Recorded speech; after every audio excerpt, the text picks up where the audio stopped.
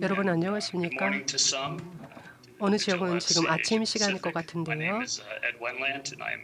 저는 에드 웬들린이라고 합니다. 북미 지역 국제해양 디지털 컨퍼런스 운영위원회에서 활동하고 있고요. 아태 지역 컨퍼런스 사무국에 감사 말씀드립니다. 오늘 저를 초대해 주시고 북미 지역 컨퍼런스를 소개할 수 있는 기회를 주셔서 감사드립니다.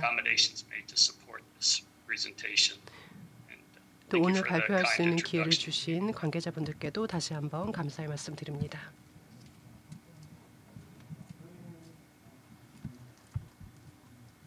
Let me provide an update on the 2022 conference, which we just held. 먼저 저희가 얼마 전에 있었던 2022 컨퍼런스의 테마와 주제에 대해서 말씀을 드리고요. 어떤 결론이 도출되었고 권고안이 논의가 되었는지 말씀드리고 2023년 컨퍼런스 계획에 대해서 말씀드리겠습니다. Our 2022 conference was the 7th in the North American Regional Series and first one held under the Digital at Sea name. 2022년 올해 있었던 컨퍼런스입니다.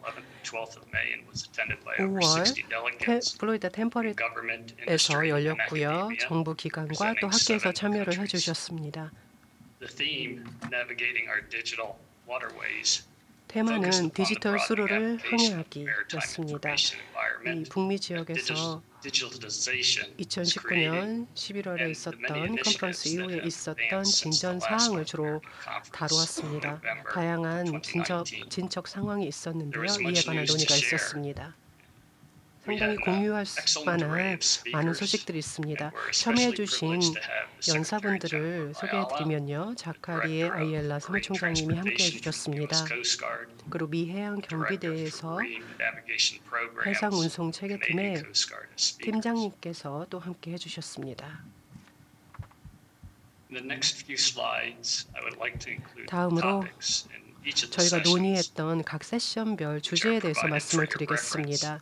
여러분이 참고하시면 좋을 것 같습니다.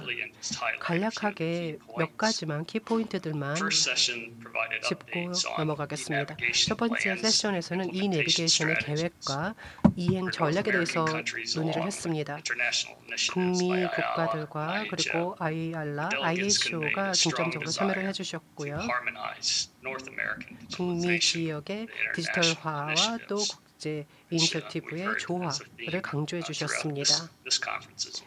이 점은 저희 올해 컨퍼런스의 컨퍼런스의 주제와 전반적인 주제와 맥락을 같이 하고 있습니다.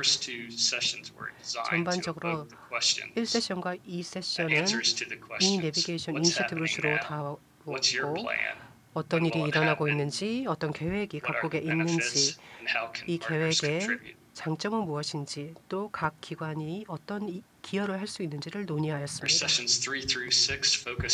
3부터 6까지는 디지털화를 다루었습니다. 현재의 디지털화와 미래의 디지털화를 다루었는데요. 세션 3에서는 VDS를 논의했습니다. VDS의 역사와 국제적인 전망을 살펴보았고요.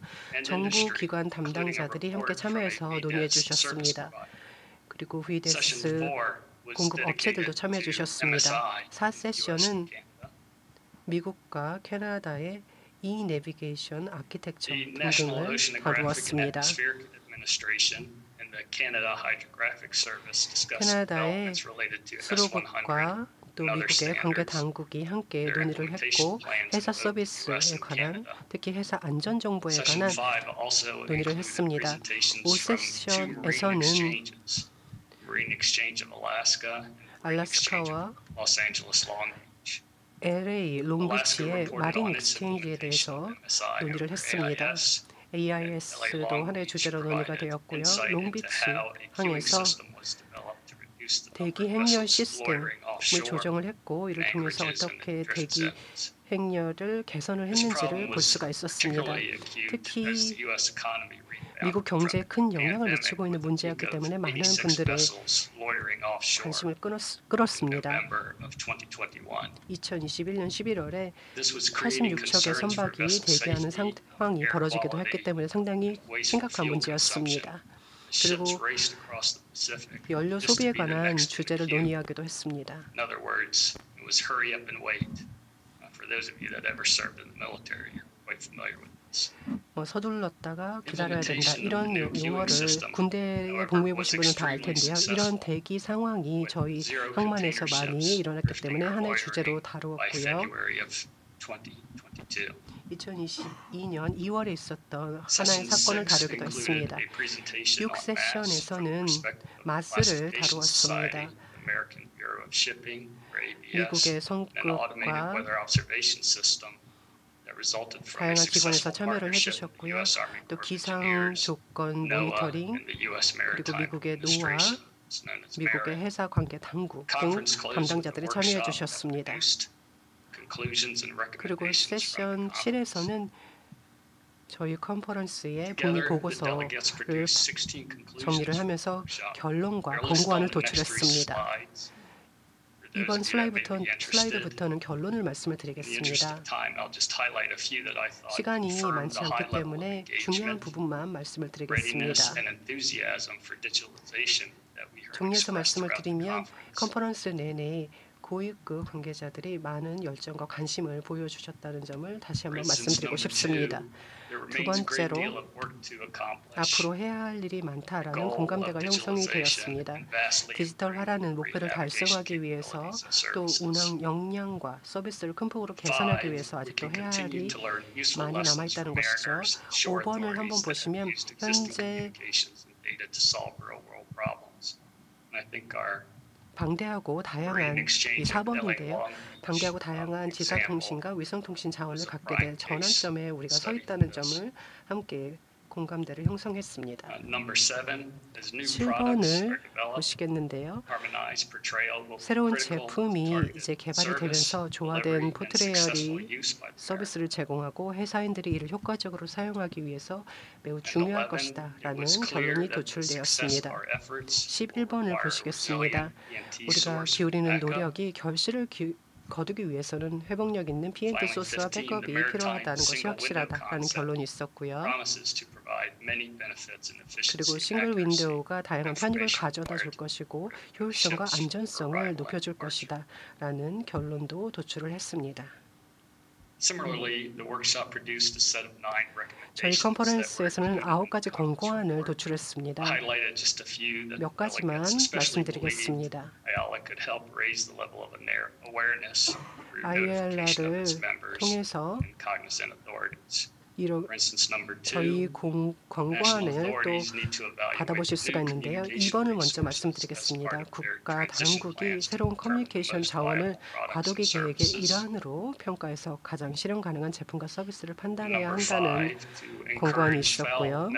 5번은 달 회원국들이 국가 선박 보고 레지스트를 발표하도록 권장해야 한다. 그리고 NSRR은 IMO 코펜디엄에 아직 포함되지 않은 보고 양식을 통해서 IMO 코펜디엄을 보완해 줄 수 있을 것이다라는 권고안이 있었습니다. IR라 회원들이 지속적으로 조화된 포트레이얼을 개발할 수 있도록 조율해 나가야 한다는 권고안도 있었습니다. 향후 계획을 말씀드리겠습니다.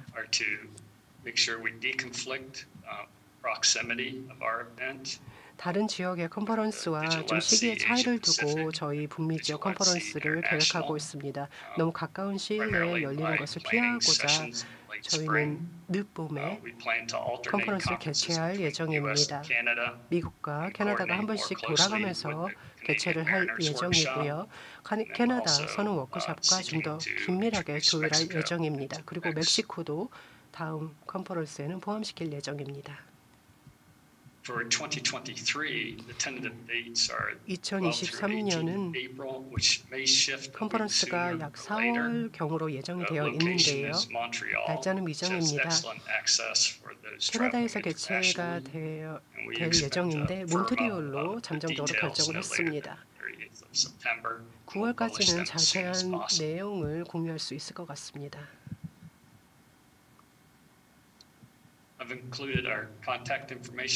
저희 연락처를 이번 슬라이드에 한번 넣어보았습니다. 관심 있으신 분들은 화면에 보이시는 연락처로 연락을 주시면 좋겠습니다. 다시 한번 북미지역 국제 해양 디지털 컨퍼런스 사무국과 관계자 여러분께 감사드립니다. 감사합니다.